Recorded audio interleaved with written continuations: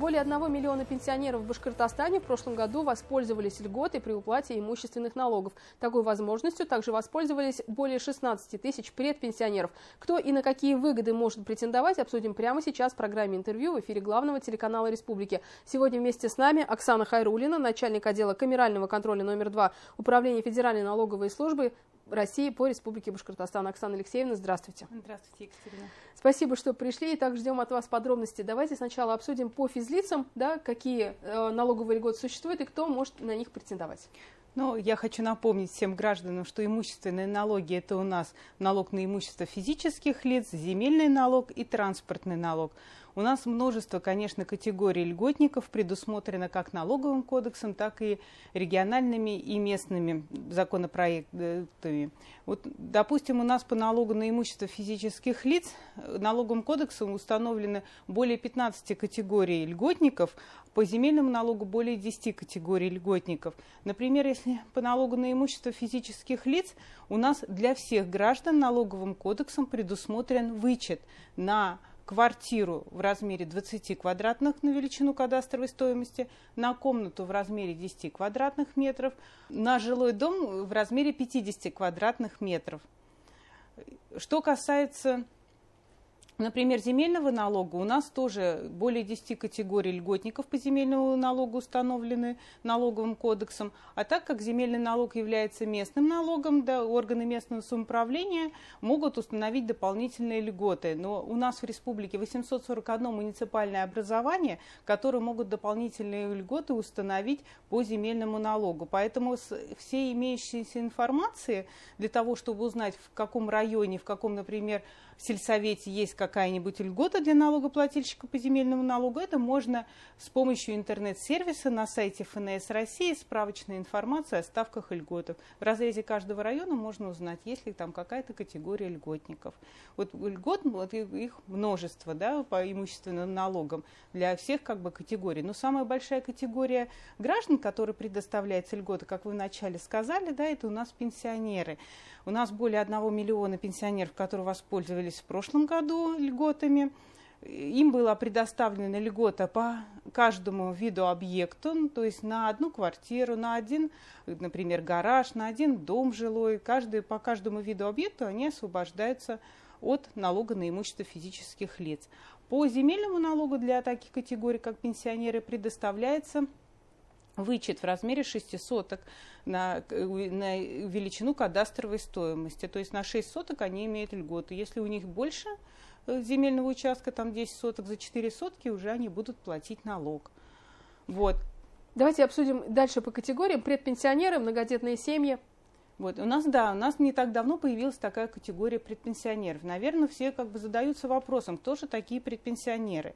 Предпенсионеры – это у нас граждане, которые в связи с пенсионной реформой по законодательству на 31 декабря 2018 года, которым было на назначение пенсии 55 и 60 лет. Соответственно, эти граждане, когда должны были выйти на пенсию в этот период, да, их как раз и называют предпенсионерами. То есть это льготная категория, которая также может воспользоваться льготой, так же, как и пенсионеры. По земле на 6 соток и по налогу на имущество физических лиц на один объект каждого вида.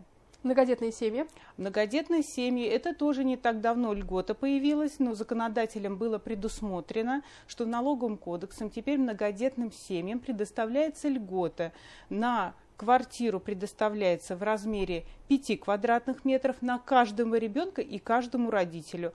На жилой дом в размере 7 квадратных метров на каждого ребенка и каждому родителю. Эта льгота у нас также предоставляется, хочу отметить, что в проактивном формате, то есть без заявительном порядке, мы получаем сведения от органов соцзащиты, которые нам предоставляют данные сведения. И мы эту льготу при подготовке к новому исчислению имущественных налогов, например, в этом году, эту льготу можем применить.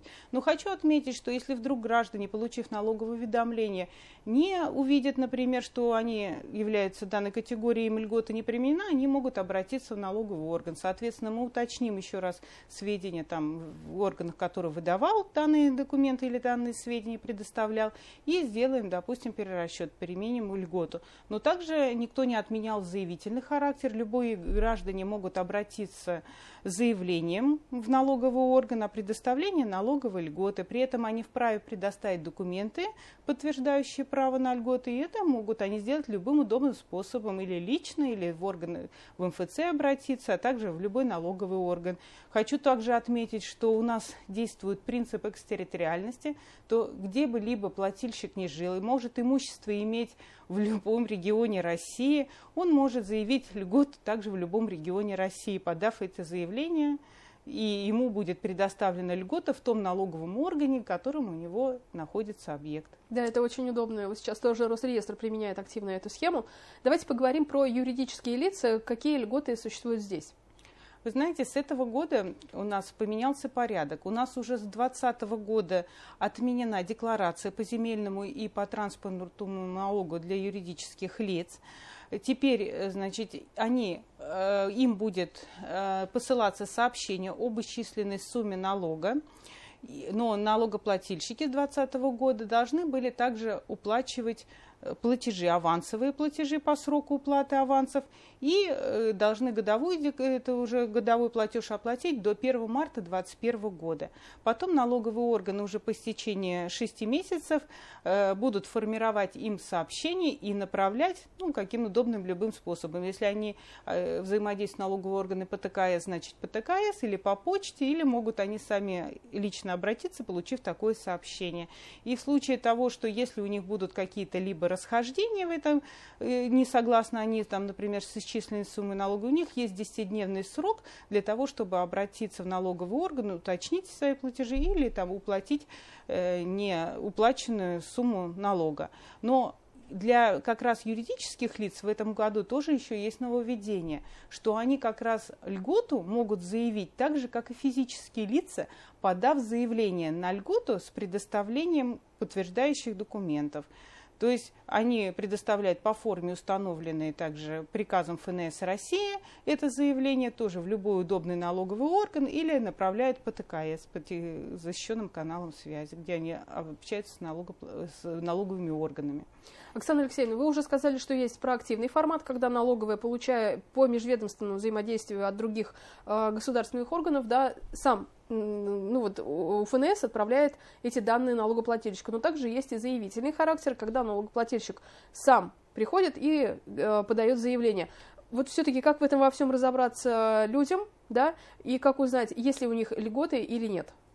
Но вообще для того, чтобы узнать, относятся ли к льготной категории налогоплательщики, да, удобно всего, конечно же, посмотреть и обратиться к нашему сайту, сайт ФНС России, где есть ресурс, интернет-ресурс, справочная информация о ставках и льготах. Посмотреть, какие есть льготы, например, в Республике Башкортостан, потому что я хочу еще раз обозначить, помимо налогового кодекса, который установлен, я, как уже говорила в начале своего выступления, что более 15 категорий для физических лиц и 10 категорий по земельному налогу. Но так как налог на имущество физических лиц, он местный налог, и земельный налог, он местный налог, то органы местного самоуправления могут установить дополнительные льготы. Поэтому необходимо туда заглянуть и посмотреть, да, куда у нас какие категории, например, граждан могут получить такие налоговые льготы. А что касается транспортного налога, это у нас региональный налог. И законом Республики Башкортостан о транспортном налоге у нас установлены льготы по транспортному налогу. Кстати, в республике нашей, да, может быть, это не во всех регионах такое есть, но у нас есть льгота для всех налогоплательщиков, имеющих автомобили до 150 лошадиных сил. То есть им предоставляется льгота в виде пониженной ставки налога. Всем налогоплательщикам без заявления. Такой налоговый орган располагает сведения, получает в рамках налогового кодекса от регистрирующих органов и видит, что если у него машина до 150 квадратов, соответственно, ему будет применена пониженная льгота в виде пониженной ставки. Но также есть и категории лиц, которые у нас освобождаются, например, полностью от транспортного налога. Это такие, как герои Советского Союза, герои Российской Федерации, герои военные службы там, и так далее. Но есть еще такая категория налогоплательщиков, которая освобождается на одно транспортное средство до 150 лошадиных сил. Это ветераны труда, ветераны боевых действий, ветераны военной службы. Там множество категорий перечислено в законе о транспортном налоге. Поэтому здесь тоже налогоплательщики могут посмотреть себя, если они попадают в какую-то категорию. Но здесь хочу обратить внимание, что если налогоплательщики никогда не заявляли льготу, но они являются льготной категорией, то в том случае надо заявить. Если они когда-либо обращались в налоговый орган и заявляли о льготе, то повторно заявлять льготу не нужно. Налоговый орган уже на основании сведений всех представит ему налоговую льготу. Оксана Алексеевна, если у налогоплательщика есть право на несколько льгот, да, по недвижимости, то в каком случае, точнее, какой порядок здесь применяют налоговики, чтобы определить, какая льгота будет применена? Вот. Если налогоплательщик имеет льготу, он не относится к льготной категории и по налогу на имущество физических лиц, и по транспортному, налогу по земельному, то по всем этим 3 налогам льгота ему будет предоставлена. Но если налогоплательщик, например, льготной категории и имеет несколько объектов недвижимости, да, и хочет выбрать, на какой объект ему, чтобы льготу предоставили, если он имеет право только на один объект, то в этом случае он может заявить, это сообщение к нам подать и сказать до 31 декабря этого налогового периода и сказать, я хочу на этот объект, например, чтобы мне была предоставлена льгота. Налоговый орган уже применит эту льготу и будет предоставлен на этот объект. Но хочу отметить, что если налогоплательщик все-таки не выберет тот объект, на который он хочет получить льготу, то налоговый орган будет предоставлять ему эту льготу на объект с максимальной исчисленной суммой налога. Спасибо, Оксана Алексеевна. Сегодня гостем программы «Интервью» в эфире главного телеканала Республики была Оксана Хайруллина, начальник отдела камерального контроля номер 2 Управления Федеральной налоговой службы России по Башкортостану. И мы говорили о налоговых льготах. Не переключайтесь, оставайтесь на БСТ.